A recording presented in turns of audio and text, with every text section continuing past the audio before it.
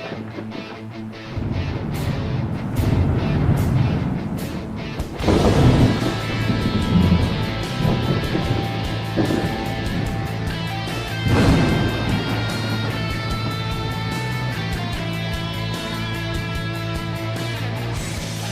out there, and welcome to the No Shit Cast. I'm your host, Matt Frazier. He's back. He's coming to talk to us about black holes tonight. By popular demand, we've been talking about it, hinting at it. Even tried it a couple times without success while I was on the road, and we had some technical difficulties. That's when the whole being able to interview thing kind of started falling apart. But he's on the line with me tonight. His name is Shifu Ramon Careaga. And how you doing tonight, sir? I'm doing pretty well. Happy Easter to everyone. So, yeah, man, this has been a long time coming and kind of timely given some of the stuff that's going on recently, right? Especially in black hole theory with some of the photos that just recently came out that they've been working on. But I've been hinting at this on the show, and you and I have been obviously talking back and forth quite a bit on Messenger and things like that. But there's some implications to this, and there was some implications certainly to the plasma cosmology people and the electric universe people, right? Yes, absolutely. I want to also mention that there have been probably a dozen or more dark matter failure papers that have come out, including one that said black holes cannot be dark matter. So there have been a lot of advances. Axions finally failed pretty much completely. Accretion pretty much has failed. They've tried so many ways with gravity to create, and they just can't do it. That isn't to say that there isn't something going on. There is a lot of interesting things going on. But in the backdrop of all these cosmology in crisis, and I haven't produced a paper in that in a couple of months, but I hit it so hard, and with 7 papers in a row, I decided to move on to other subjects. And for people's backgrounds, so they understand, I'm an electrical engineer trained. I'm a natural scientist growing up in science. I do not work for NASA, and I do not work for the Thunderbolts Project or the Electric Universe people. So everything I say is from me, my own research, and my understanding looking at the history and the chronology. So the M87 kind of surprised everyone that it was about to come out at this moment, but actually it's not that surprising. Research of a guy whose channel's name is Electric Universe Eyes actually turns out this is about the 4th time that they have tried to produce this work, and it is unfortunately probably going to fail at the I guess you would say the peer review level. You have a situation where you have a priori assumptions, and that these assumptions have been made since the 80s about M87, and it is one of their favorites because the jet is focused mostly in our direction. However, this long column that is coming out, which has been said to be, Hawking radiation, and fair enough, Hawking was a brilliant man, and he did describe it mathematically. However, for some reason I thought Hawking radiation though was already disproven. And it's been or something modified. Yeah, where he like lost the bet for the year subscription to Playboy magazine or some weird. There's a whole story along with that, right? Somehow. Yeah, there is. But if you go into the masses, you will find that most people are either lauding Einstein or Hawking for this entire thing. There's a number of problems with the rollout of this M87 so-called photograph. The number one being it's not a photograph.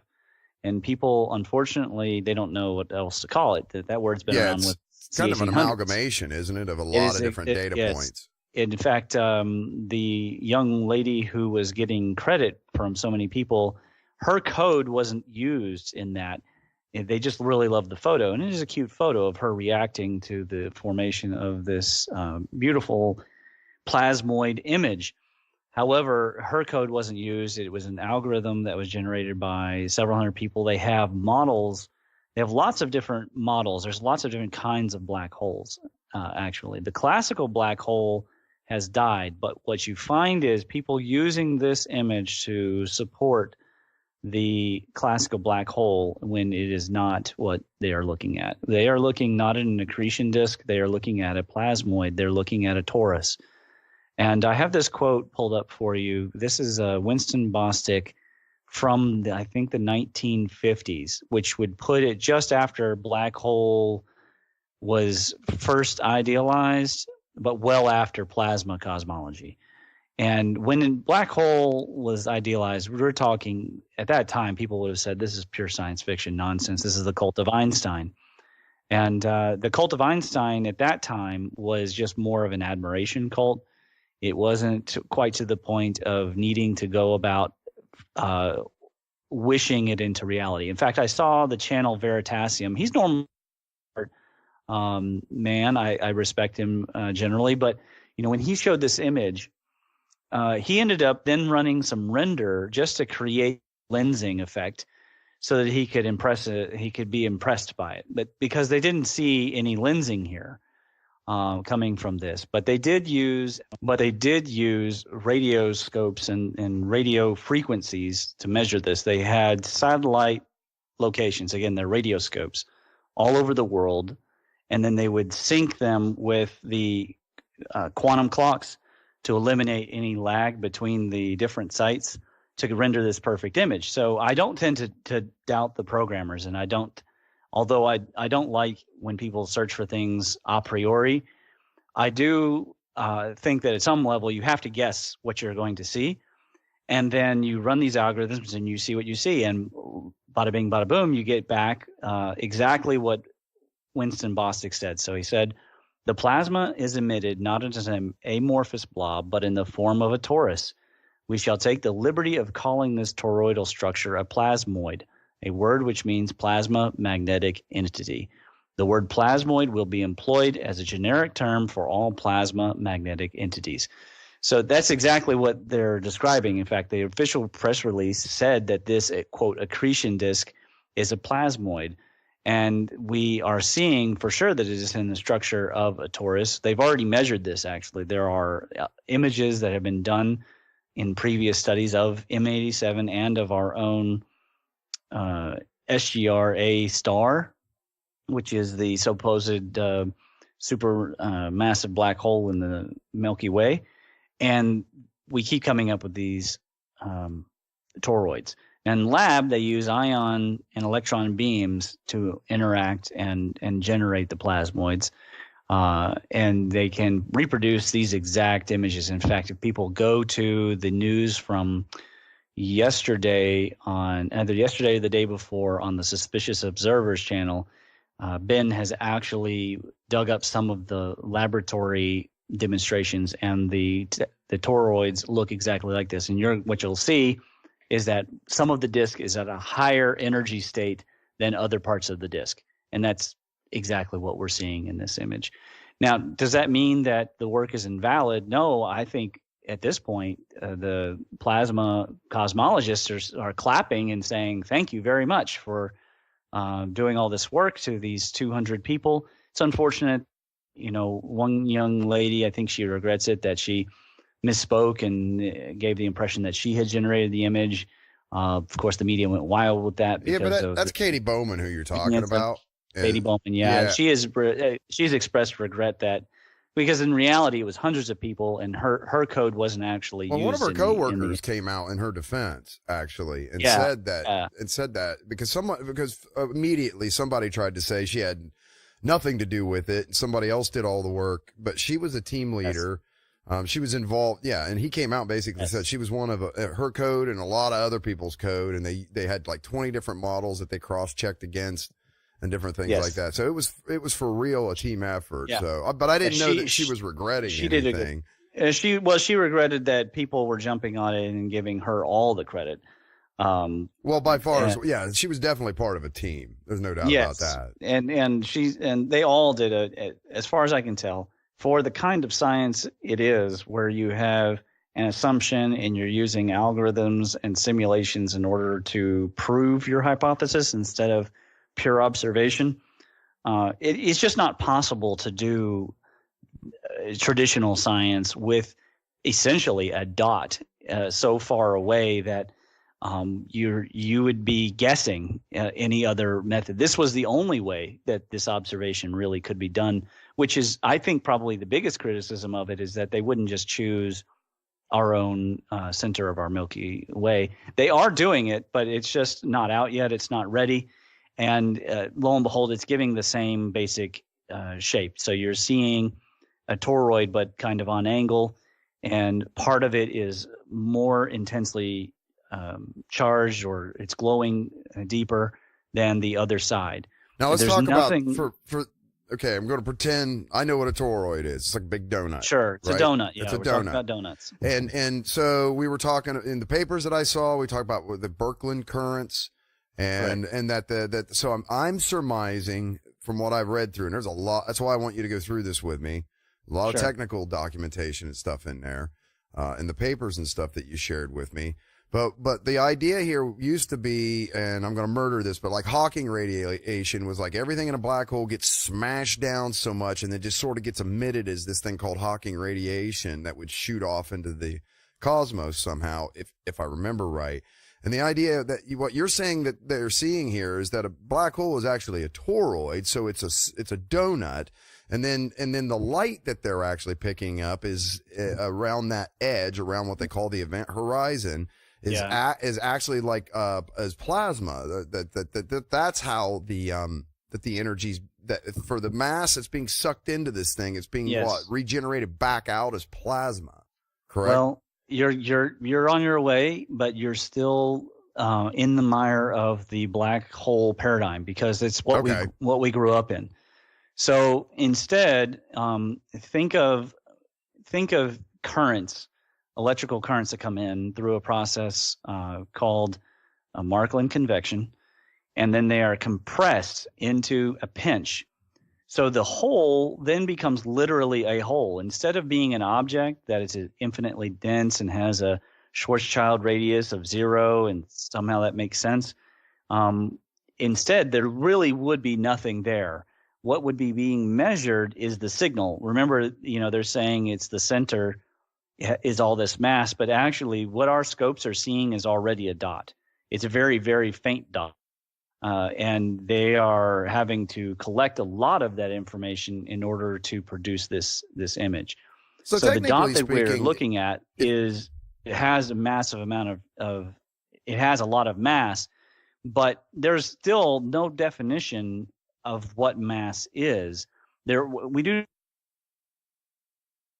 There is no way for them to know that it's an accretion disk versus a toroid. So when they did this image, they were being honest, as far as I can tell, to look for the event horizon and all those things. And what instead they've shown is the results of this pinching effect that is called really a plasmoid.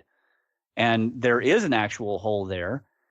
There's probably an incredibly dense magnetic pinch at the center, and there may be a lot of free-floating charges, but there's nothing really here. There's not any lensing to speak of, and they're saying, "Oh, that's because we're looking directly on it." Well, we're not actually looking. Well, let's talk about the significance of lensing too, Shifu. That's important, right? Because lensing would be the effect of seeing the gravitational pull bending light somehow towards it, correct? Is that what you mean? Right. Okay. So here's where I need to refer people to the work of a NASA scientist named Edward Dowdy. And he has pointed out they have never actually seen the kind of lensing that has been looked for. All the lensing that they've seen is associated with light bending through the plasma of stars and their atmospheres, or various objects like a magnetar or a pulsar, or so-called neutron stars. When they look at them, they are seeing light bending around or going through around our sun's atmosphere, going through a plasma. Well, the plasma is not a gas. It is a gas, but it is a gas that's existing in an electromagnetic state. So you are seeing electromagnetic waves being bent by an electromagnetic presence. There are confirmed magnetic fields at all these scales, I sent you the paper, and it was titled "The Jets of Active Galactic Nuclei as Giant Coaxial Cables." And they not only describe the power of the magnetic fields in this, they actually go on to calculate the power of these currents. And we're talking on the order of 10 to the 18. There are also papers out there of the charges of black holes and advocating that they go back and remeasure these charges, because there was a recent paper put out. It was like, are the charges of black holes really unimportant? And of course, they're not. What they are finding is not that these black holes are pulling everything in and that everything's being reduced and not even light can escape. Instead, they're finding everything coming out: magnetism, electricity, various forms of light, including X-rays and gamma rays and radio waves. And they are seeing the creation of material. Now, is that probably reconstituted material? Probably. And is it probably borrowing some from stars as they pass by occasionally? Yes. But when a large gas bubble went by our own galactic core a few years ago, the mass did not change of the gas bubble. And this threw them for a loop. And then the following year, they actually imaged our galactic core, quote, having a burp.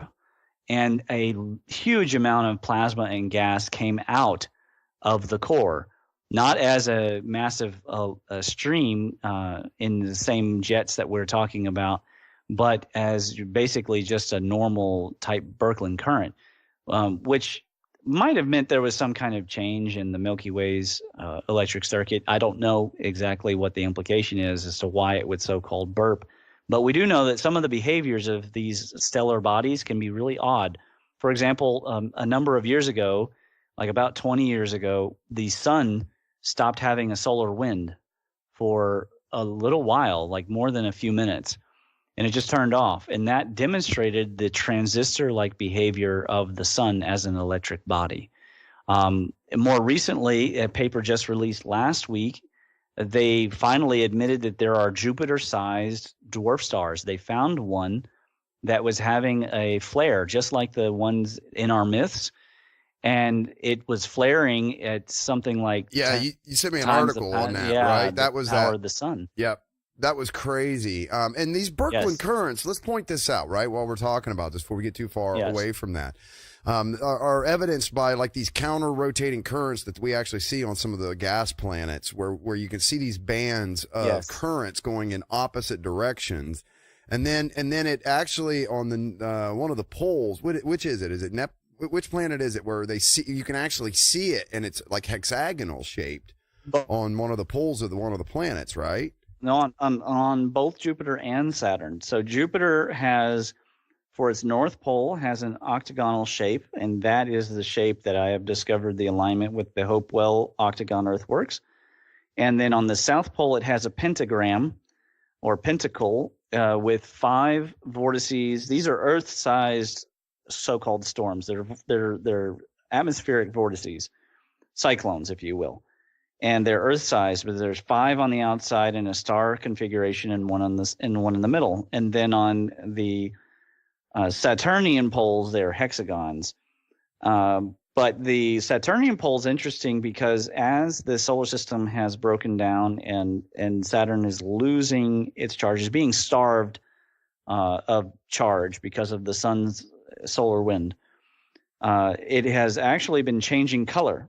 In fact, all of the gases, all the atmospheres of the various planets are undergoing climate change.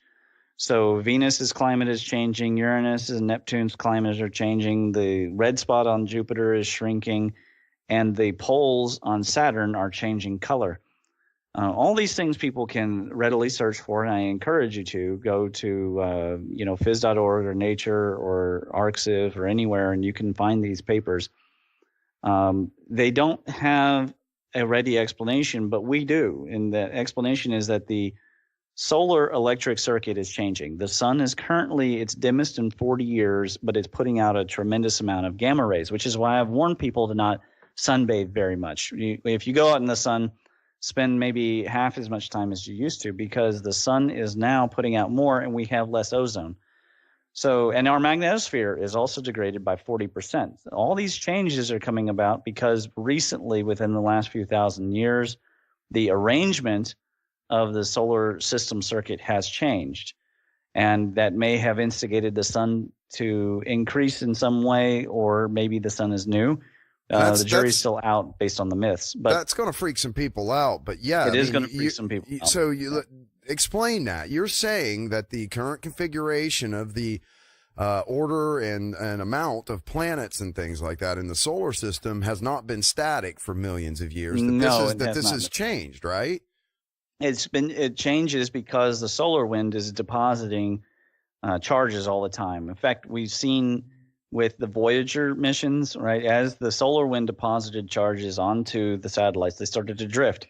This is known as the Byfield Brown effect. And when you get a differential of charges on one side of an object versus the other side, if the tension is high enough, it'll actually move under the influence of either a magnetosphere or, in this case, the solar wind field. And so the Voyagers have drifted away from the original planned trajectories. So these objects, over time, they collect charge. We have currents coming in both the north and south. And the currents, as they come into the north and south of the Earth, are not actually the same. What we have, when you look at the geology, they've measured the relative velocities of the plates.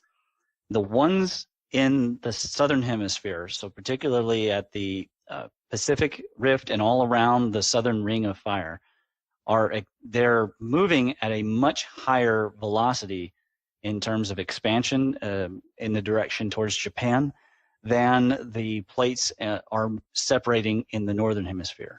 So what you have is a situation where, as the Earth is kind of expanding, as magma is coming out, and the oldest rock on the ocean beds being about only 20 million years old, the land the land that we can live on is tending to move up towards the northern pole, and the south is becoming filled with water for the most part, except Antarctica.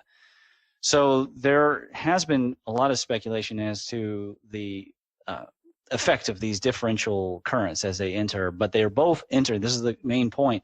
They're both entering the poles of the Earth. And that is a connection that is coming from whatever star that we're hooked to, which in this case right now is the sun. And that the flow of those currents has been measured. On average, the area just outside the Earth's atmosphere has, in the magnetosphere, in these Van Allen belts, is on the order of about 100,000 amps. And for Jupiter, for comparison, because it has a magnetosphere, we're only like 5% as strong in our magnetosphere as Jupiter's. But the currents there on the outside of Jupiter are on average about at 650,000 amps. But we know it's strong enough to cause huge ionic plumes on Io. And they have done some measurements of, using I think it's Cassini craft. I can't remember which the craft was. No, Cassini was Saturn. But it was one of the crafts that had gone around and had measured. And occasionally, the amperage on those currents gets well into the millions of amps. Now, imagine if the sun has a bit of a hiccup, anything from a C-class flare on up, those currents can drastically change, and obviously the voltage level can change. In average, they've measured the solar grain dusts coming, each particle coming off of the sun. They've used satellites to measure them on average. They're at 4 to 5 volts per dust grain. So there is a lot of charge in just our solar field. We have a very, I would say, modest sun. We don't have a very powerful sun. Although, again, even that Jupiter-sized star, having one flare, it was producing hundreds of thousands of times the energy that our sun puts out.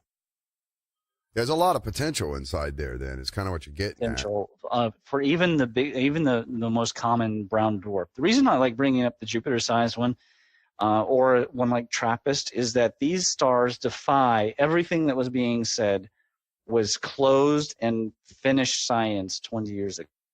telling us that a star could not be smaller than, say, 20 times the sun's size. Then it got as low as 13 times Jupiter, and certainly much bigger than Jupiter and Saturn. They would put out these papers. They'd get the media to put out these papers, these articles. This is absolutely the smallest that it can get. But then they kept finding ones that were smaller and smaller, to the point where they are on the verge of discovering stars as small as Saturn.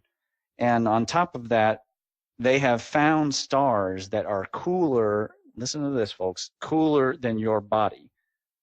So that is not a fusion reactor, right? That is something else. And that's when you get into condensed matter and liquid metallic hydrogen theories. That's a new one. I hadn't heard that before. So you're saying that they're finding bodies in space that emit energy, though, but they're cooler than 100 degrees Fahrenheit on the surface. That's correct. They are called white dwarfs.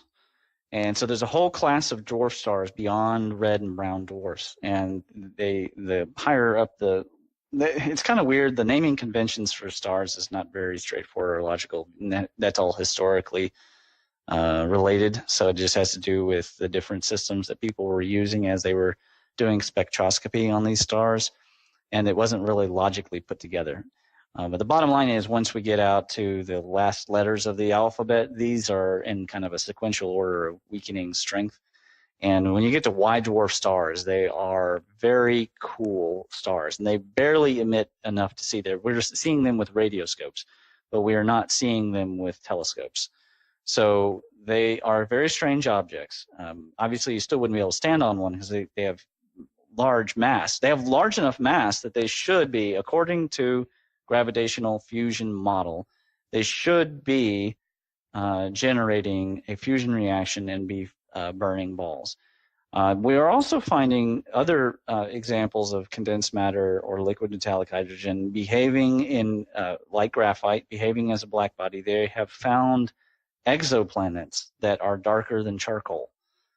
So they don't really reflect at all. And we're seeing them because the line when you get to Jupiter's scale in size, or Saturn to Jupiter size, the real difference between a gas giant and a star becomes only the matter of how much current is flowing into it and whether or not it can achieve glow mode. Or is it going to do what our gas giants are doing and emit more heat than they take in? You know, Saturn, for example, is putting out like 2.5 times the heat that it can possibly absorb. So at some point, and it's getting less every year, right? It's not putting out as much. So at some point, it must have been at a critical heat level to where it was glowing, and it is heading towards being as cool and as dark as some of these bodies that we are discovering. So the observation of these distant objects has changed everything. They originally, of course, this is quite famous, the neutron star. They used this idea of accretion once again to describe this impossible body of neutrons that for some reason would be attracted to each other. It makes zero sense. However, they said that the rotation of them were generating these pulsars. But then they started finding pulsars that were rotating too fast for the accretion model to work. Ones that had like 10,000 RPMs, things that really kind of challenged the ideas. But rather than go back and revisit the models and change their assumptions, they just keep teaching it because it's already in textbooks and people's careers are based around it. You know, black hole has been around for long enough now that the students of the students of the students are the ones who are going forward and writing these papers. And I want to revisit for a second the black hole because I really get the impression when I talk to various people, they still not only do they not understand the classical black hole, but then the alternative here, because you are seeing in the picture of M87, you are seeing a black hole, of course, but that would be a lowercase b, lowercase h. When we say a black hole, we mean an object that is existing that is occupying like a minute space, and that is not what, of course, is really being found at all. We're not we're not finding a dot in which, if you look at the M87 picture, we're not seeing a black space which you can't see. And I have seen edited images where they have gone back and added the black hole and made it and just deleted the center in order to make it as black as they want it to be. That would be like going into a closet and instead of defining a closet as the room that surrounds the space, but saying that there's something inside the closet which is called closet. But then when you go in there, you can't find it. You say, well, it has to be here because I know that it's here. And then you go off and you try and come up with ways in order to detect that. That's also the same problem that we have with the dark matter. The difference being that the black hole, ultimately, we are finding something that you are more than welcome to call a black hole, even though it's a plasmoid. But when we talk about dark matter, there's a huge difference. Number one, all the missing matter is starting to be found. I want people to understand this, that it's being found as normal matter. Half of it was found in one fell swoop in one study as baryons. And then they continued to find more baryons. On top of that, they've been discovering something they're calling covert matter or hidden matter, but it's normal interacting matter. So it is not a dark matter in the sense of we can't interact with it. It is only dark because it is probably plasma in a dark mode, meaning that it is not in a glow mode. Sure. So let's talk about this photo that just came out. And so the earlier comment you said was that, look, you've seen photos, air quotes, photos of black holes before where they've gone in and actually have edited them. Yes. And so that's really significant because that's sort of the significance of what just happened. This big event where they finally photographed a black hole. And that implies to what you're saying. Everything else prior to this has sort of been some sort of intellectual conjecture based loosely because that's the whole point, right? It's something that doesn't emit any energy at all is hard to measure. If all the energy that goes into it disappears, how do you measure? You can't take a regular film photograph of that because it doesn't emit any light. So all you're saying is, look, there's an absence here. And then they've kind of gone in and you're saying sort of sketched around the edges of that and said, this is what makes our accepted physics work, right? No, you got it exactly the opposite. They have photographs. So I don't know, a lot of people won't remember this, but some years ago, perhaps 8 years ago, they announced that they had photographed a black hole. And so when this whole event happened, I was going, gosh, I'm having deja vu. The photograph or image that they released, however, had no hole in it. It was just the radio signal. So they've been measuring these signals being emitted for well over 20 years. They've been announcing that they have found black holes ever since they discovered that so many objects were going around the galactic center. And then they came out and they said, we're pretty confident that all these quasars are supermassive black holes. And then they started putting out the measurements of these things, basically pointing at a galaxy, which was nothing but a dot, and taking a measurement of the mass at the center of that dot. And fair enough, you can do that. However, in actual practice, these objects, these active galactic nuclei and the supermassive black holes and quasars and pulsars, they are emitting tons of material, and they always were. They weren't the general relativity conjecture at any point. When people said that they were discovering them, though, every time they would say they discovered one for the last 20 years, they would accompany it with an artist's rendition. And that artist's rendition is what people started to assume that they had seen in space. A Facebook friend, he was grilling me on this a year and a half ago. And when I showed him the original image, it's in one of my papers as well, of the black hole that we had found, he threw up his hands in the air and he said he won't ever trust the mainstream again. And it's understandable because every time that when you look for the name of that black hole and you put it into Google, you will get artist renditions every time. And it's a standard practice for them to put out when it was announced that this image was going to be released on the Monday previous, they put out and they attached an artist's black hole to it, and people thought that that was the image that had been seen. And then when this one came out on Wednesday, so many people were disappointed. But of course, it was always going to look like a plasmoid in space, Yeah, and there's tons of these plasmoids. I thought the only one I'd ever actually saw that they made, well, to your point, okay, it sort of, the image, it looked more like a scatter chart. It was showing like data peaks, based on concentrations. It was a data chart. It wasn't a photograph. It was showing like, it was like an XY chart. There's an actual image, and I posted it because most people don't know about it. I actually posted it in one of these papers on my ResearchGate because it's just amazing to me that people don't remember when this happened, and that they've announced that they've been finding black holes and that they've seen a black hole and they photographed a black hole many more times than once. I'm going to get you the name of which of my papers. Okay. Yeah, and for people, while he's looking that up, or while you're looking that up, for people that want to check this stuff out, this is all stuff that is all documented. He's got white papers written with all the sources and information and things like that you can go and you can follow this trail yourself, folks. This is all data and stuff that he's pulled together. So if you want to check this out and take a deeper dive into the data sets that he's using and the information he's referencing, that's all available. And I'll let at the end of the podcast, or if you want to do it now, you can kind of tell people where they can go and get those links to those white papers and stuff, right? Well, there's a couple ways that make it easy. Now, my ResearchGate is a little bit longer link. However, they can find most of what we've been talking about from the Electric Universe Gateway, including the tables of the chronology, starting with Ben Franklin and the discovery of machos in 2002, the correct order of when things were canonized.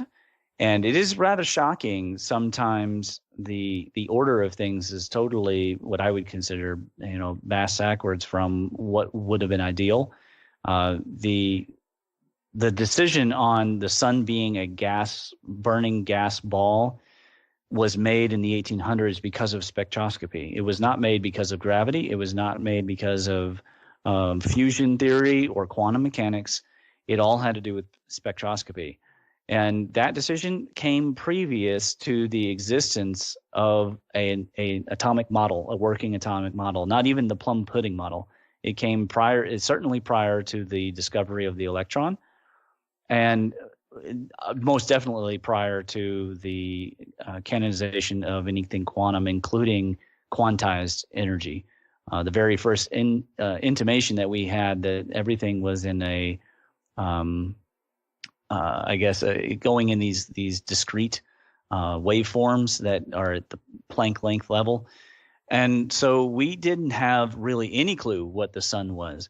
When we decided it was accreting, it was because essentially, to anybody who wasn't an electrical engineer or discovering this mysterious stuff, which was considered basically magic at the time of Maxwell, the only mechanism that was available was Newton's gravity. And so they had to create a theory around gravitational collapse. But the problem is there's a law in thermodynamics which says that a gas cannot perform work. So you can't just if you release a bunch of helium in a room, it is never going to collapse and form into solid or a spherical object. It is always going to spread out. And it's certainly not going to heat itself up, because if it did, that would violate the laws of thermodynamics. So, are you okay? So you're saying, okay, if they release a bunch of gas in a room, right, it wouldn't collect together. So the theory is that room, as you can imagine, in space, however, without gravitational influence, that particles of matter will tend to collect to each other. And you're saying, however, though, that is not entirely gravitational. That's also electrical, and that's why. But that's only happening because of the electromagnetic force. It's not happening because of gravity. Gravity is very, very weak. If people pull up the calculation for gravity, using Newton, and then calculate the attraction between two hydrogen atoms that are even within 1 inch of each other. It is so close to zero that you might as well be saying that they're across the universe. They're not hardly at all attracted to each other, and they're certainly not going to perform work on themselves, which would again violate thermodynamics, and just come together. Instead, there is a compression that is forcing them together, and that compression is, of course, electromagnetism in the form of a Markland convection. There is work being performed on the system by a larger subsystem, and in this case, we would say from a galaxy or a nebula, and then from above that, you would say a galactic cluster, supercluster, and then you would go all the way to the universal scale. There would be some mechanism that is causing things to accrete. Now they call that gravity and dark matter because they don't know what else to do. But what they have found is that these galaxies, especially of ones, I'm trying to remember what the exact name of that type dark is. Dark matter's already dead, isn't it? Haven't they already abandoned that? No, they haven't abandoned it because there's still money to be made. I mean, they're not going to stop asking for money on that until, and besides, it's the magic pseudoscience. You have to find it, and it could always be there. It's just like aliens or something. If you can't prove it, then that just doesn't mean it's not there. So you can keep saying that there's some kind of dark matter, and they're right. But what they're finding is not dark matter. Of course, they're finding covert matter, exoplanets, planets that are darker than charcoal that they couldn't see before, and they're finding all of the various types of plasma that they really honestly weren't looking for, but when they started launching satellites, boom, they started finding it. Hey, Shifu, let's talk about this for a second here, because I've heard this before, right? That and I've heard it a lot with climate science and things like that. So the implication here is that there's some sort of systemic, is it a bias, or is it a conscious effort to keep things a certain way? And if that's the case, that's the question. Is it subconscious or is it a conscious effort? I think that there's a mixture of both. When you have a skeptic community that sells magazines that only accepts certain theories, then it is self-fulfilling limitation. And in that self-fulfilling limitation, you really can't accept anything that you aren't familiar with, let alone that they're not going to buy your material, because now you're putting out bunk. But the IEEE has always been willing to accept plasma cosmology, because plasma is as old as relativity theory and quantum mechanics. There's nothing really new about it. So the other issue is that tenure. You really only can doubt things once you have tenure. That's the first thing. Secondly, you're not going to get tenure if you are fringe. And so there is a limitation that would be put on what kinds of things you can talk about. This is the same problem in archaeology discussing diffusion. Now, over time, you have really brave people who they defeat the people that have, attacked their careers, and or they outlived them, in which case they are able to get to a point where they can challenge something. I forget the name of one good, maybe Hapgood. I can't remember his name, but he came up with the theory of the ice age lakes bursting through dams. I mean, he was under 30 years of siege for that. And eventually they finally gave him the highest award that they give. And he said that his only regret was that all his enemies had died. And that's basically how science suck advances. It, fuckers, like I was vindicated here. Exactly. But they were all dead, and all of that was left. That was the bitter of his career. Well, we like to consider academia, especially science academia, as being sort of this place where Everything is just evaluated based on its critical value and only on its critical value. And unfortunately, history among scientists and philosophers doesn't actually point that that's been the case. We've seen that's not been the case at all. Even up to and seeing people burned at the stake and literally things like literally burned at the stake. Yes. And imprisoned and taken away because their ideals were too radical, only to find out even some of them even hundreds of years later that they were absolutely correct. So so you're saying that now, look, that's still kind of alive. It's just sort of manifested now in a different sort of it's alive. I mean, we don't give lobotomies to germ theorists anymore, and we don't Thank burn God. anyone at stake. And we did have a book burning in 1950 with Velikovsky, who then later was attacked by Carl Sagan, probably because Carl Sagan was jealous, right? I mean, Velikovsky had made astronomical predictions which should have been impossible just using myth. If he was Carl Sagan, he would have definitely won several Nobel Prizes. So we have that problem still. I did find the object, by the way. So its name, if people want to look it up, is J1354. It was from the Chandra project. So if you find the actual source image, which is credited in my Science Cannot Be Dark Matter on ResearchGate, if you want to search for the paper, what you're not going to find is a black hole center. You're going to find a blob. And of course, that blob, it's a purple blob, is a false color image of the radio source. And once again, they did not find any lensing. That there was no lensing involved at all. And thank God for that, because if lensing was really a matter of gravity, we would have a load of problems.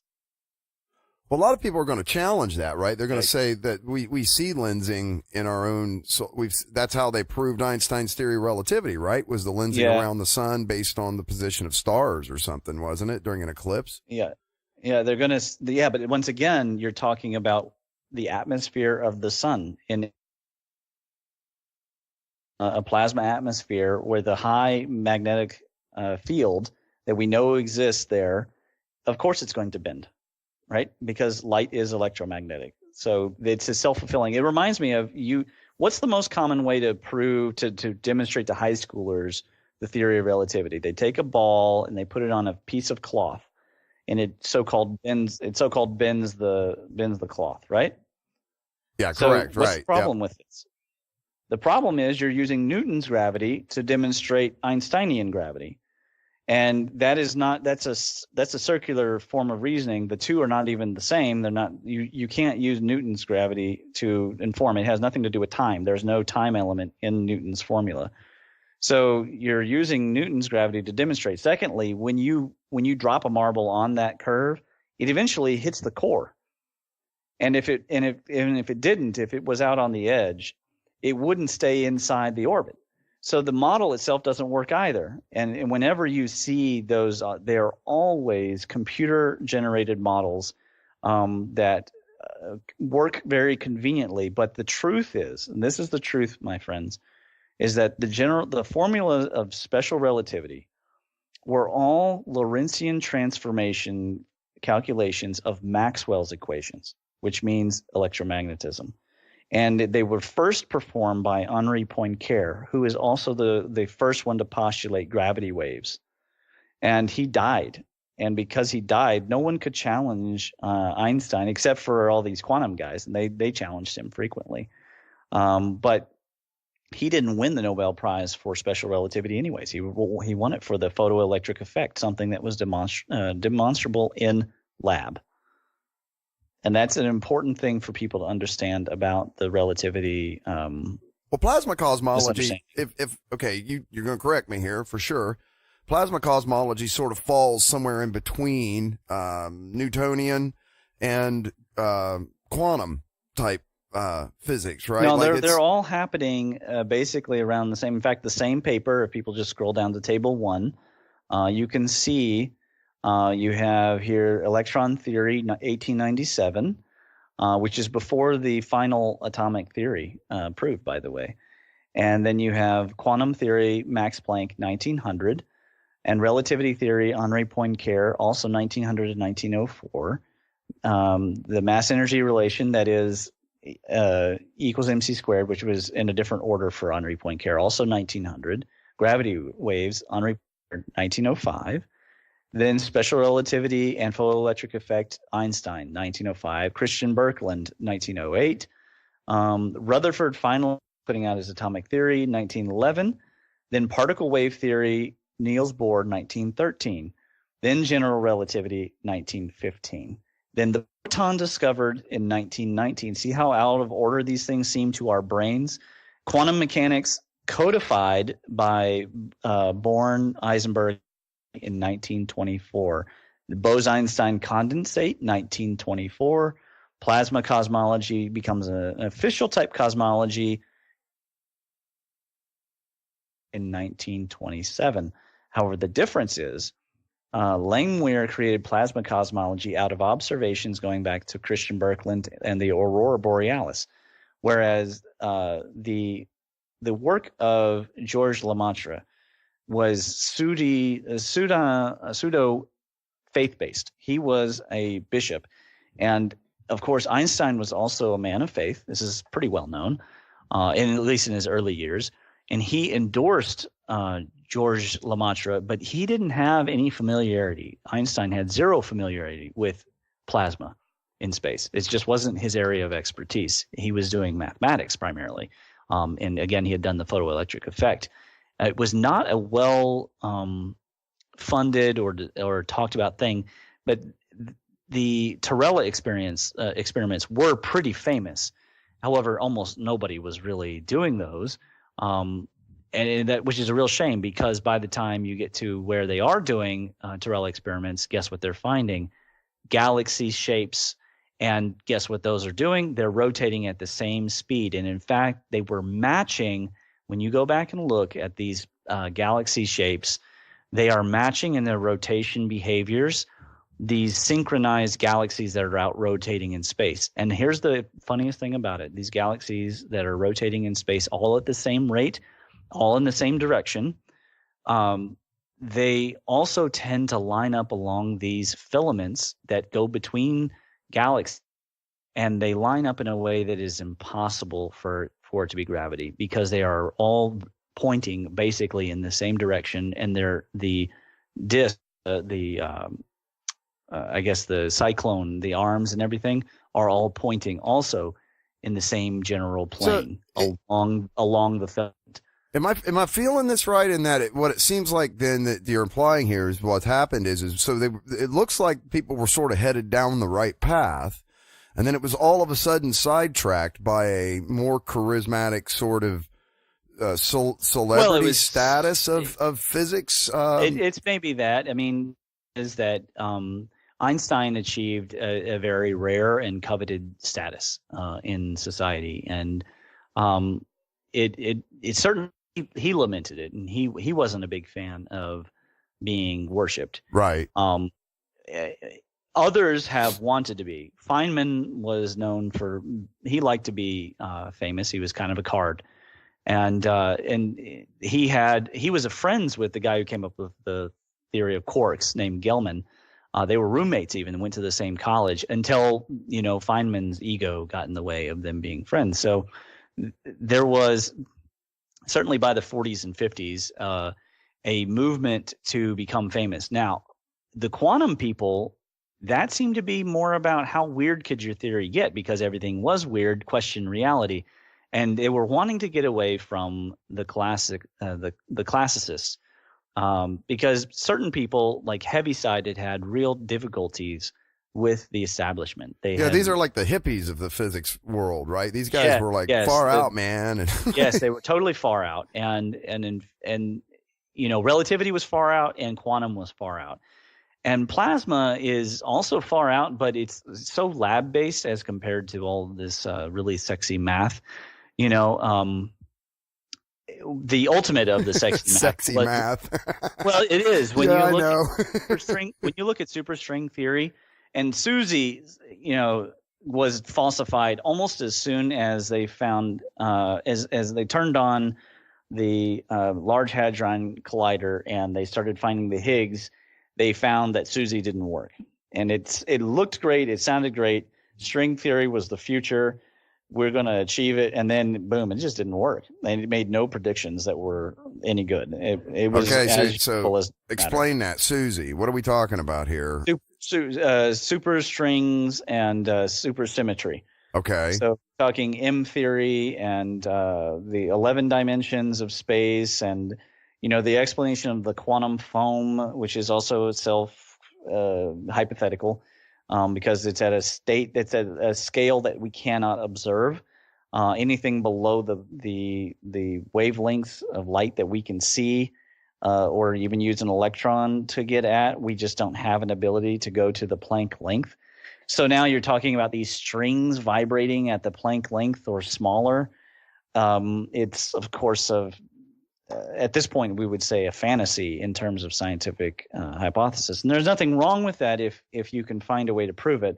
The problem is that once this got going, the whole point of my paper, the reason I wrote Pseudoscience Cannot Be Dark Matter, is that in the wake of them not finding dark matter, a whole slew of made-up stuff has emerged. People talking about light that can't be seen, so they call it dark or hidden photons.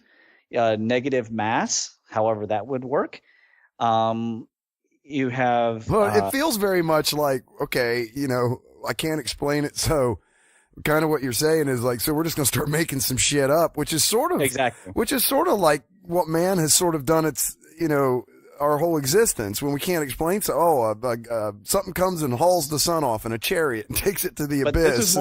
This is more genius, because what they do is they put out a paper that says, okay, we constrain dark matter today from frequency to this frequency, from this range to this range, from this power level to this power level.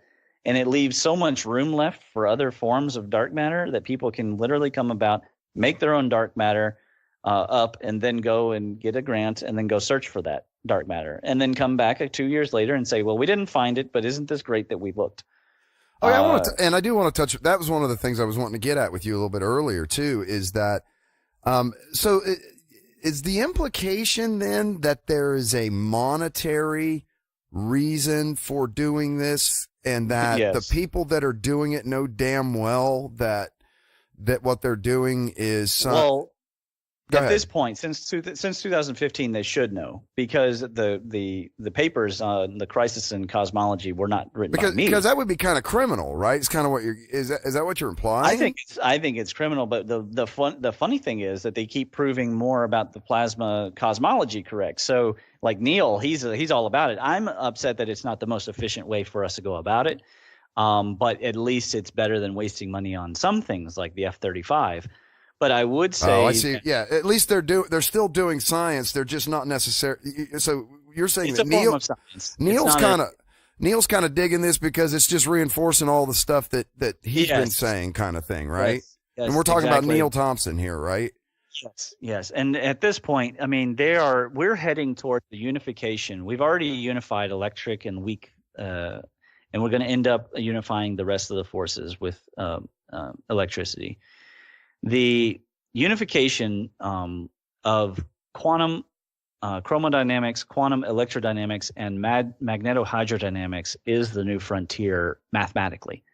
Susie, I don't know anybody really doing string theory anymore. Maybe still. That's because his whole career is tied to it. If Brian Greene came out tomorrow and said string theory's total junk and I've wasted my life, I would be really shocked. I would be more expecting him to continue to ring the bell and say, come get it. But there's just nothing really going in that direction. So the mathematics, there are some people doing MOND, but modified Newtonian dynamics failed a couple times recently. In fact, I have here in the paper 2018 3 different citations for failures for MOND last year. So I don't expect much to go in MOND. Axions just recently really hit it. I've got to actually go back and add that in the next paper. But with the black hole theory, I don't think that we'll be able to say that it's been falsified. So, hey, it turns out you're founding plasmoids. And I do expect that within 50 years, they'll be like, oh, we were finding plasma, but as people die off. and they'll start to realize that some of these terms they've been using, they made up. They could have just looked into plasmacology and found the correct term a long time ago. Like magnetic flux ropes are Birkeland currents, and of course Christian Birkeland was 100 years ago. Yeah, crazy, right? And he was predicting these currents because he was observing them at the North Pole. And you can see video of Aurora Borealis forming a circle or arc and rotating, just like you mentioned, in the atmospheres of Jupiter and Saturn. You see these counter-rotating cylinders, right, or as the NASA's calling them, giant coaxial cables. They're calling them columnal jets, chimneys. There's all sorts of misnomer names that they're using. Okay, buddy, we've been cranking here in an hour. We certainly covered this one topic, and what I'm finding now is this hour, 40-minute to an hour podcast segment length seems to be like this weird. People like this length. So what I want to do with you for sure is we've got to talk now. Let's recap here because there's a boatload of stuff we still got to catch up on, right? So the Arthurian stuff. For ancient Kentucky and all of that. You want to kind of highlight that real quick? Well, let's just do that in a follow-up show. Well, that's what I mean. Yeah, but I want to kind of recap. There was multiple things, right? There was the Hopewellian Octagons. Right. Okay. And that goes from the Birkeland. You'll be able to tie the Birkeland current theme that we were just on into the Jupiter Octagons. Okay. Because this is actually a paper that is going to be going to amaze people quite a bit. Okay. So there's several things, man. We're going to be doing follow-up podcasts on here. I think there's like 3 or 4 that, and some of them may include, and then I still want to get you and Catherine Kaufman on a show together too. Sure. Because I love the synchronicity between the stuff that she's investigating and those things that you're talking about and the way that this all sort of ties together. There's a theme here. Well, we're doing a survey of not crater, but of a mound coming up. And so that will give us a topic for which to come on and talk about once we do. Of course, we don't know what we're going to find. We have preliminary results from the last time we were there, but we'll see once we actually go and measure this thing. And that's happening next weekend, actually. So what are you promoting right now? And then let's make sure we recap where people can find you and your white papers and things. Okay. So, on the topic of the Birkeland currents and the counter-rotating cylinders of Jupiter, one of the things when I wrote the plasma glyphs paper, you have to understand I wrote, I guess, 7 or 8 papers before I wrote the plasma glyphs paper because I had started to write the plasma glyphs paper and discovered that there was just so much to go into it. In fact, there's an entire table in the summary document that I just made, and I linked to you. And it is nothing but continuous links to various things that I'm talking about. And this was indicating that I was had so many different ideas into one place. Yeah, this stuff is tremendously sourced. All of it is tremendously sourced. I mean, the amount of links in that one table alone it's probably like 80 links. So when I was writing the plasma glyphs paper, I briefly covered that I had mentioned in one table somewhere that the North Pole of Jupiter had these octagons, and that it looked a lot like the Hopewell earthworks up in Newark, Chillicothe, and at Ross County. Okay. These are all in Ohio. Yep. All in Ohio, yeah. So, dated to the Hopewell people, pretty reliably dated. So I'm going to assume that they did telescopes. Can I prove they didn't have a telescope? No, I can't prove that, but I'm going to say they didn't. Right. And on top of that, these images from Jupiter are all infrared, and they're from NASA. So people can go and look them up, or they could look at my Hopewell Octagon paper, which is, again, on ResearchGate. So one of the things, go and look up the Newark earthwork octagons, is that they are asymmetric. They have a repeating pattern of very oblique angle to less oblique angle to very oblique angles, where you end up with this funny, almost squarish shape. However, they're nowhere at any point is it an equilateral. In fact, some of the segments that are the same distance from each other, where the mounds are the same distance from each other, they tend to be on one side of the octagon, and the other side tends to not be that way. So what I did was I took a set of calipers and a protractor, and I actually started measuring the ratios of the lengths of these using 3 surveys. I used 2 surveys from the Newark Mound and 1 from Chillicothe, and comparing them with the Jovian octagon. And then I calculated the probability that they got it correct. And I'm not a probability or statistics major or expert, so I used a couple of different equations. I proposed a minimum and a maximum. Either way, you end up with a 1 in 300 some million chance, or a 1 in something times 10 to the 45 chance that they could come within these margins of error to the North Pole. And these mounds, they line up so well that actually here's where it gets really interesting. You could form a cross by looking at 2 of the mounds, one making it a vertical and 2 as a horizontal. Of course, for the Chillicothe in New York, for the earthworks, we use the neck that connects the octagon to the circle. But on the planet Jupiter, we actually use there's a storm that's inside of the circles, and it turns out those align up. So the neck and the storm inside of the octagon, they match up. So, secondly, go ahead. So basically, you're saying that these things are using the same ratios. They're using the same ratios as something that's happening on another planet, and the chances of that being a coincidence is like 1 in 3. What'd you say? 300 million. 300 million. And the thing, less than that. So okay. So every time you and I do a podcast, right? People have opinions, and I like that people have opinions. All right. Sure. But great. Here's what I want to say. If you're going to come out and have an opinion, I don't mind it, but at least go read the frickin' white papers and look at the data and see where these and that what you're proposing here is a radically different way of sort of looking at the way that all of physics and everything fits together. You're proposing a hypothesis.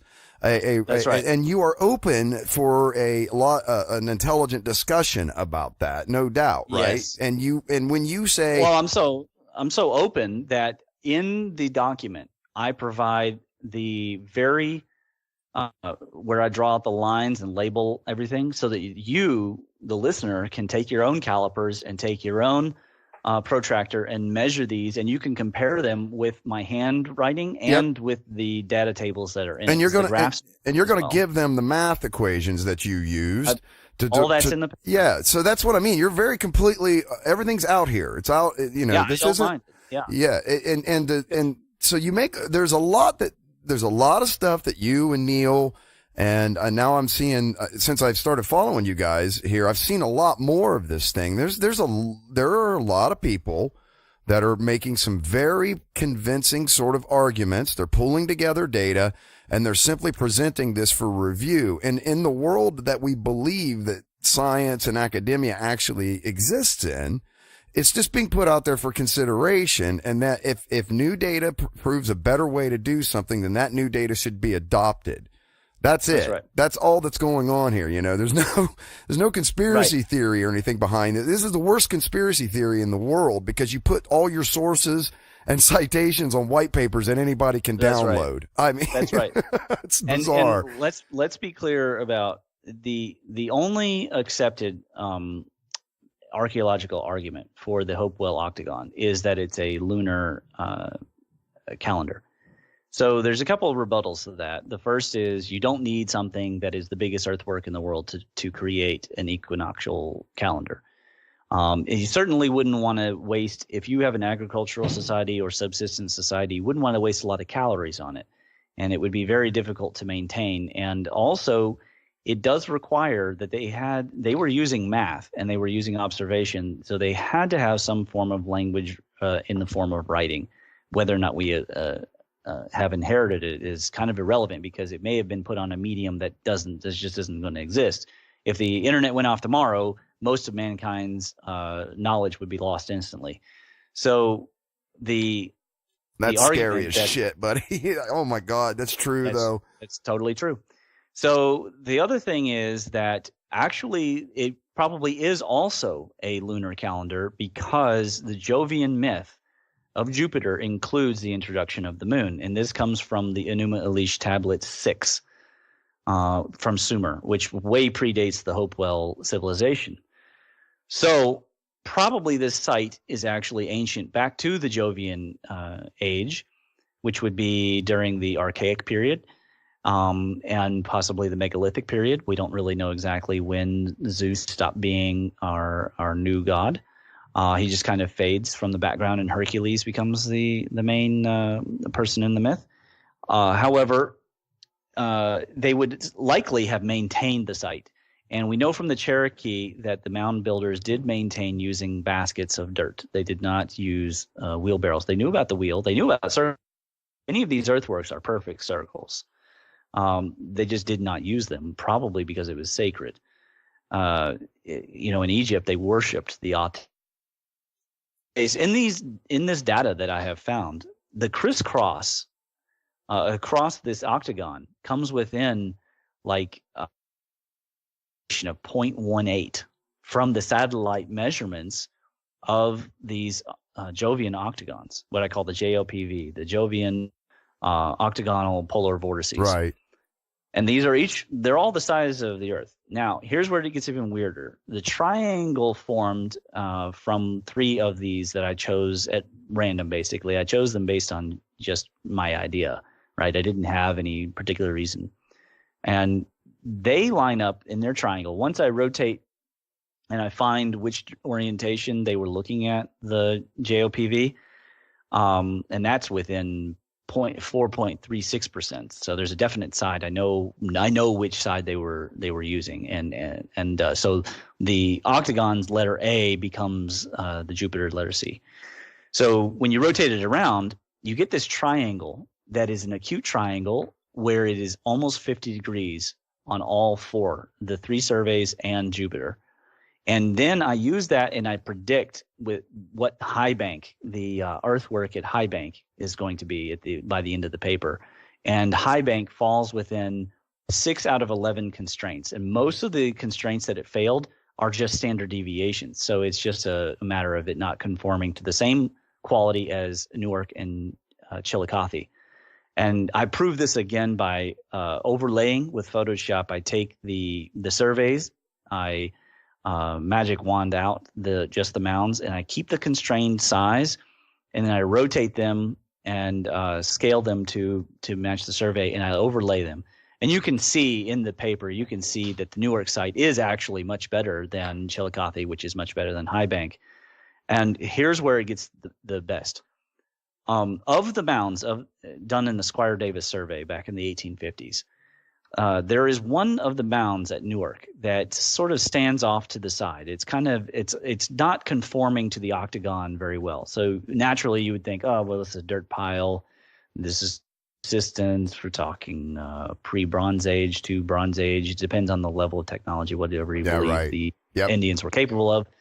But either way, all of the mounds to go in a perfect octagon. And what you find when you overlay that on top of the GB is that mound is of the 8 giant vortices, and it's the one that's most wayward and stable. Say that again. You broke up there for a little bit, so say that again. The mound that is most wayward corresponds to the vortex on Jupiter of the 8 that is the least stable and the smallest, and also off compared to the rest of the other 7.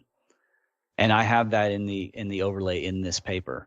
So there can be little doubt, and I didn't even figure that into the calculation of probability, not even the maximal low probability of times 10 to the 45. And if people have a problem with my probability calculation, if they say, well, you can't use simple probability, and here's what. Yeah, but you're willing to have that discussion with people, though, right? I mean, it's infinitesimally small. The likelihood of getting within these percentages of an asymmetric octagon is infinitesimally small. Yeah. The question is, how infinitesimally small do you want it to be? I think times 10 to the 45 is probably about accurate. If people come back and they say, well, it's only 1 in a couple trillion, I'm more than willing to accept that too, because it basically means that you're acknowledging that the Elegui were master astronomers and were using trigonometry, because they wouldn't have seen the pole dead over. I mean, when we moved from Saturn towards the habitable zone, and we stayed with Jupiter for a little bit, we didn't go directly over the top.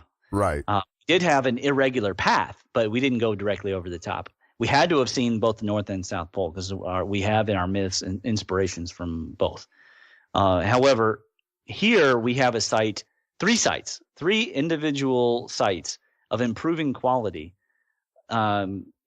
where by the time, and they're huge sites. These are the largest earthworks in the world that are extant, unless we uncover something in the Amazon. Which we're probably very likely to do. Right.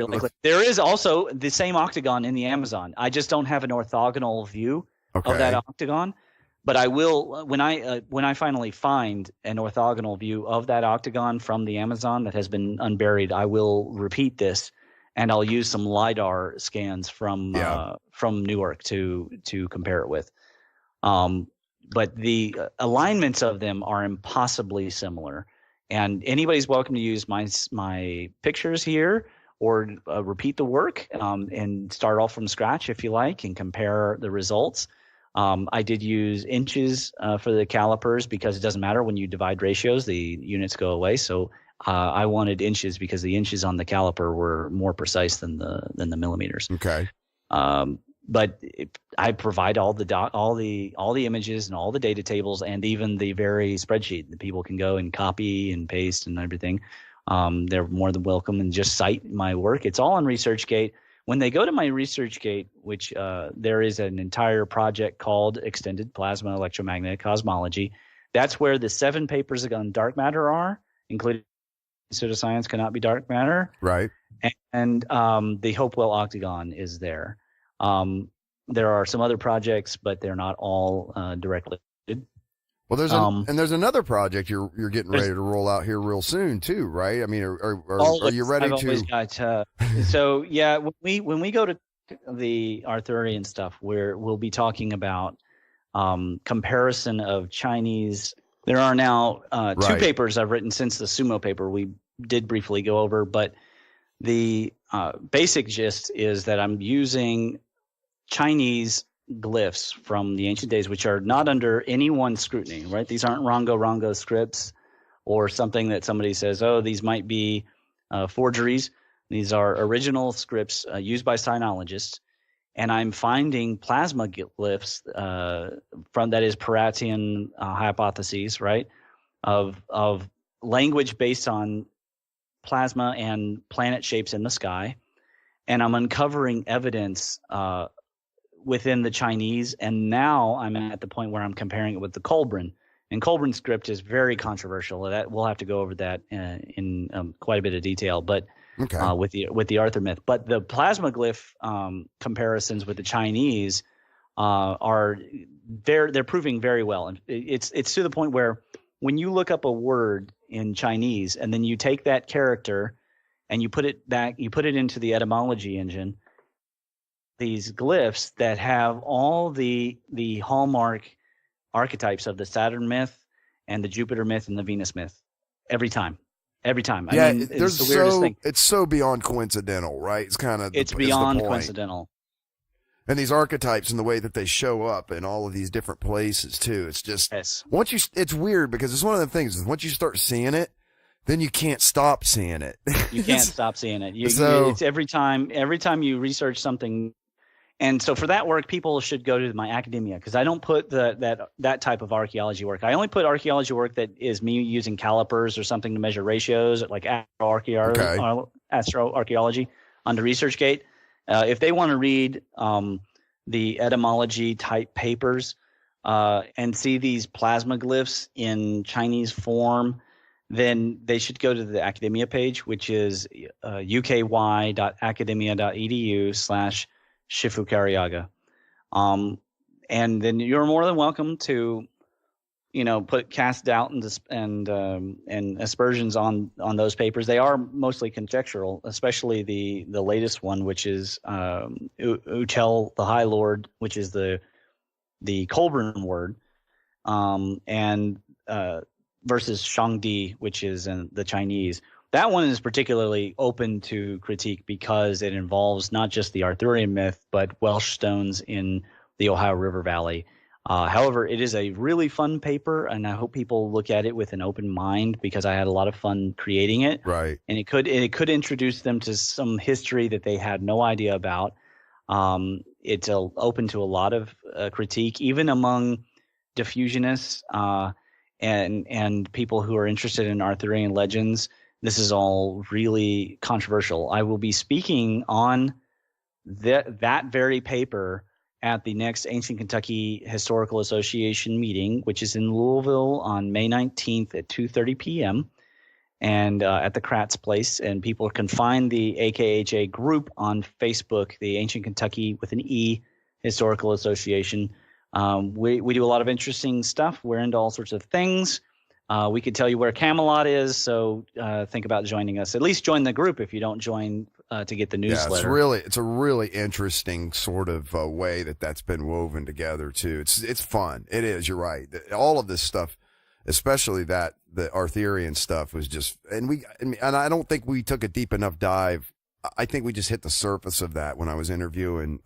He wrote the book. Oh yeah, definitely. Definitely. And so it just wasn't deep enough. I'd like maybe to get the two of you together as well. But, okay. So there's another project you're working on that may include a microphone. Are you prepared to say anything about that yet? Or do you want to hold off on that? Well, I mean, people are more than welcome if they join the Pulse, group on Facebook.com/group/Mists of Time with a Y, Mists.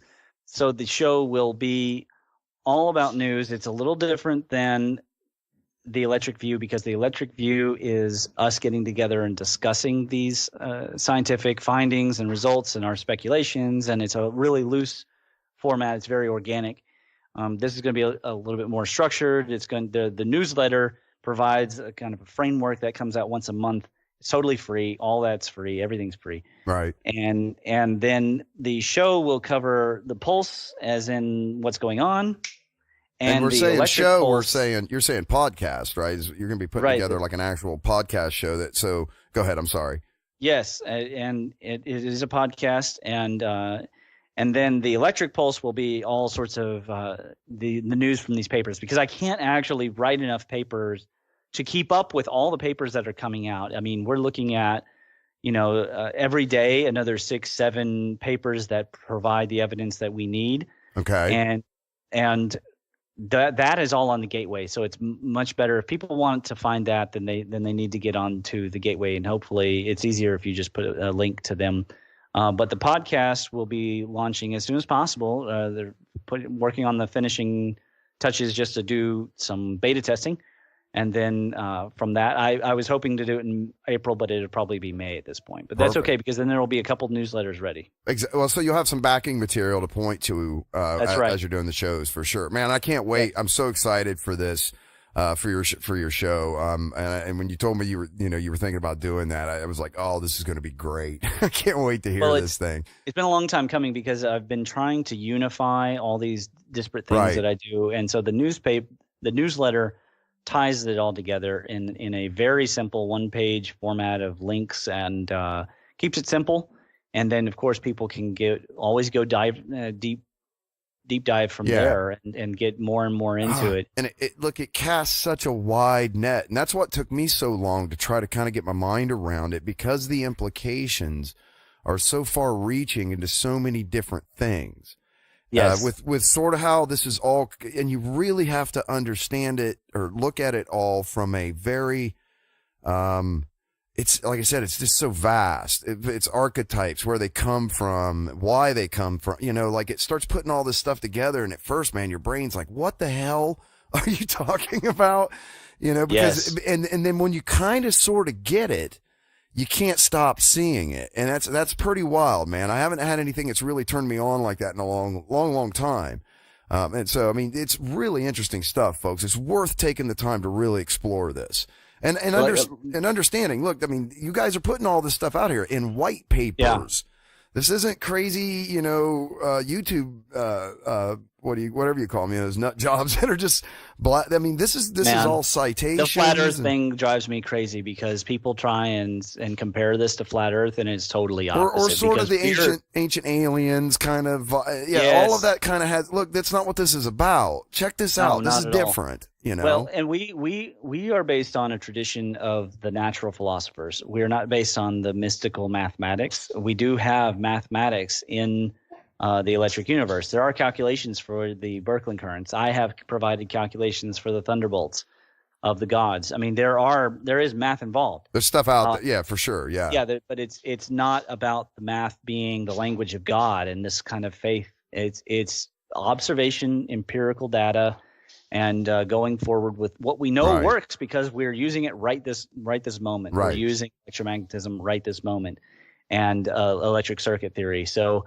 I hope people are willing to take a look, because for me it was real when Dave Talbot was spouting off about the Saturn myth and it's everywhere. I said, let's see, and I get up and I go to my shelf and I pull off Rock Art of Kentucky, and boom, they half of the rock art, if not more, were all the same archetypes that were coming out of Mesopotamia, out of Scandinavia, out of Mexico, out of Australia, and New Zealand. It's alarming. It really is when you start looking at the way that these things keep dropping in societies that were never supposed to have contact with each other, at the very least, right? It's like, what the hell's going on here? Either people traveled a lot more than we think they did, which I think everybody kind of accepts that now, right? A, and B, when like the stuff that you guys are constantly pointing out, and I just sit there and I go, man, I don't have an answer for that. But you guys kind of do, and that's sort of the Jovian octagon thing is insane. I thought that when I found that the Jupiter and Saturn's polar and equatorial diameter ratios were within 1% of the satellite measurements, I thought that was insane. But the octagon and the Hopewell thing has totally blown my mind. Yeah, I thought that my discovery, the Cygnus aligned pyramids here in Kentucky, the pyramid mounds that date to the Fort Ancient period, I thought that was an amazing discovery. I was like, almost like people wait their whole lives to find mounds that people don't know about, and then to find that they're aligned to a constellation. And I know that they are aligned because they gratefully gave us Lyra next to it. But then to find this alignment of the octagons, and it was all synchronistic because I had just gotten into making the gateway, and then the IR scans of Jupiter's Nolus Pole came out, and I was in the midst of gathering evidence for my plasma glyphs paper, and I was just floored. I just couldn't believe it. And then to actually now go and calculate those, because that was conjecture on my part at that time, and now to go and actually calculate it. And then overlay it using Photoshop, again, rotated and scaled but not stretched. That really has just taken the cake. You guys are finding this stuff all over the frickin' place. That's the thing. It just keeps dropping. That's why I'm great. I think it's great that you're doing the site and you're doing the podcast and stuff, because this is what needs to happen here, Shifu. Someone has to stitch this all together. And it really needs to be its own thing. It does. I could do 12 more podcasts with you with my, limited knowledge, and I still don't think I could actually stitch it together. You know what I mean? Like the way that it's just fascinating. It's got hooks into so many different things. It doesn't end. In fact, earlier I blew Neil's mind, and not only had they never done a Mars show, but I brought up the Laniakea supercluster. And I just casually mentioned how it looks exactly like mitosis, and he was like, "That's it. We got to do. That's the way we're starting," because it does. When you look at the Laniakea superstructure versus its polar pair, it is Well, we got to get you and Neil back on here. No problem. He'll be glad to. He's totally swamped give him a week or two, but he's that was a great show, man. You guys are really, really fun together. On. Did you know that they had Terrence Howard on one of their episodes? The Terrence Howard. Oh, no kidding, huh? No. Jeez, that little show he's doing there is just moving up, huh? Oh, it's moving along. It was apparently he's a friend of Buddy's, and they're opening some kind of museum, art gallery situation in the southeast. And so if people go to the Electric View on YouTube, they can see Terrence freaking Howard on the Electric View. It's amazing. I mean, it's going to be huge. Definitely, I want us to talk about the Birkeland polyphase superwebs as soon as possible, to talk about Space Force, because we did that episode prior to the Eric episode. Yeah, we had talked about the implications of energy, and we talked earlier today about how it could change everything. Yep. Yeah. It could change religion. It could change how people treat each other. Yeah. And so I have actually started writing a little bit of the science fiction. Obviously I'm keeping it very close to the vest. That's not open source. But, okay, well, let's not go too deep into that, man. No problem. No problem. And okay, so let's wrap up. As deep as you want. Let's wrap up here, man. We've got more shows we have to do. We kind of highlighted that, and so we know you're coming back. And folks, when this podcast comes out, I'll be promoting the hell out of it over here. Because I can't wait to listen to it. I'm a fan already of this sort of theory and this what would you call this hypothesis that's being posited out there for people to kind of research. It's fully documented. Check it out. Look at it for yourself. That's all they're asking for, and it's worth doing. It's so much fun. But thanks for listening, everyone. We'll wrap up here. Check us out at www.noshitcast.com. It's KNOWSHITCAST.com. Make sure you hit those like and subscribe buttons on Instagram and especially on YouTube. And follow us on Podbean or check us out on iTunes. And make sure you subscribe. So we'll wrap up with that, and we'll catch you all next time. Thanks for listening. Bye, Sickles.